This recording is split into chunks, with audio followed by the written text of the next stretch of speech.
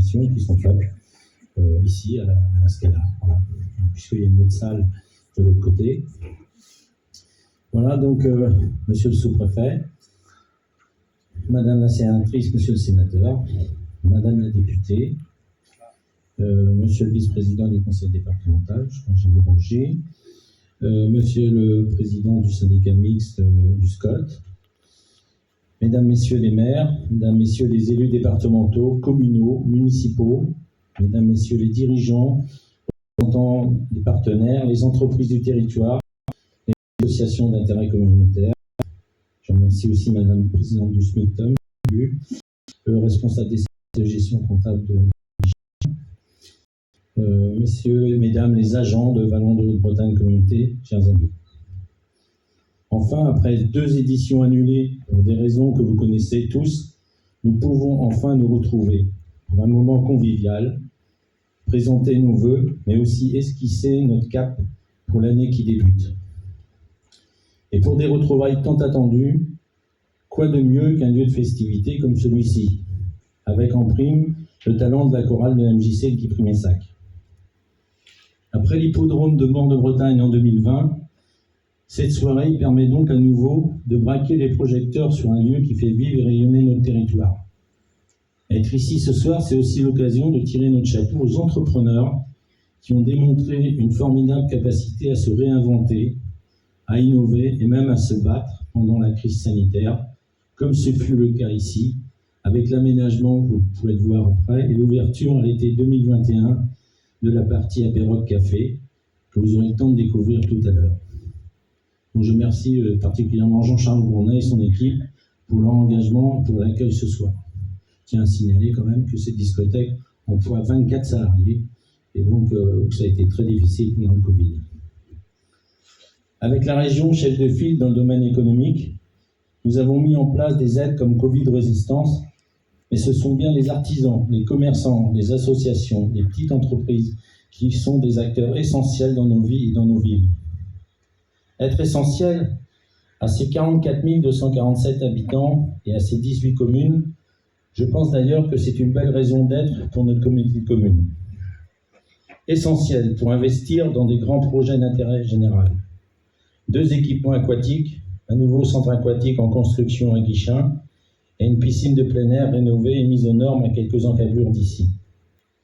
L'aménagement de locaux pour le secours populaire à Val-d'Anas, qui permet d'avoir la présence d'associations d'aide aux plus démunis partout sur le territoire.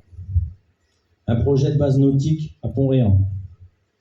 Enfin, le très attendu déploiement du très haut débit, qui s'est accéléré ces derniers mois avec de nombreuses ouvertures commerciales et qui sera achevé d'ici 3 ans. Essentiel pour préparer demain dans des domaines cruciaux.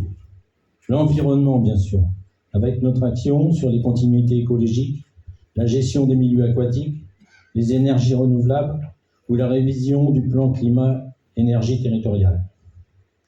Sans oublier les mobilités, enjeux de société que nous prenons à bras-le-corps. Essentiel pour soutenir ces communes et leurs projets à travers les fonds de concours, un système d'information géographique mutualisé, la coordination et l'animation de dispositifs comme Petite Ville de demain. Essentiel pour développer les services indispensables à la population. France Service, l'action sociale et culturelle, la petite enfance et la jeunesse qui montent également en puissance. Je m'arrête là, car vous comprendrez que je ne puisse pas citer toutes nos compétences et nos actions. Chacun des vice-présidents va les évoquer dans un instant. En tant que président, je veux en tout cas saluer le travail accompli par les élus et les services communautaires, en lien avec nos partenaires, au premier rang desquels figurent les services de l'État, la région, le département, que je remercie particulièrement. Je souhaite alerter avec force et gravité ces 3 partenaires, mais également Rennes Métropole, car une action qu'ils soutiennent pourrait détruire beaucoup de nos efforts. Je parle de la prochaine ligne de TGV Rennes-Redon appelée NLO-PPL.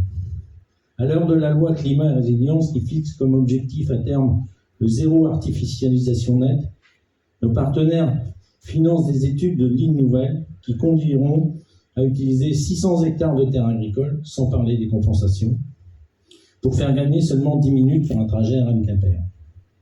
À l'heure de la sobriété énergétique, sont financées des études dans un modèle de développement du toujours plus vite, qui en même temps accélère la consommation énergétique. Je rappelle que l'équivalent de la production d'une centrale nucléaire est consommé par la SNCF chaque année. Le rapport d'étude sur ce projet sera fourni au ministre des Transports courant mars. Monsieur le sous-préfet, la responsabilité des États est majeure pour ne pas inscrire ce projet dans le volet mobilité du contrat plan État-région.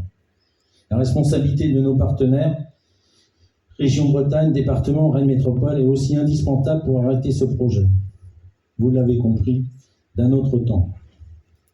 Pour finir, je reprendrai simplement le message qui figure sur nos cartes de vœux, à planter en souhaitant que nous cultivons ensemble un avenir durable.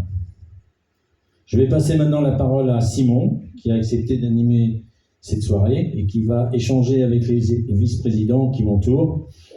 Donc, chacun va pouvoir s'exprimer sur les différents projets, les compétences de notre communauté de communes. Je vous remercie.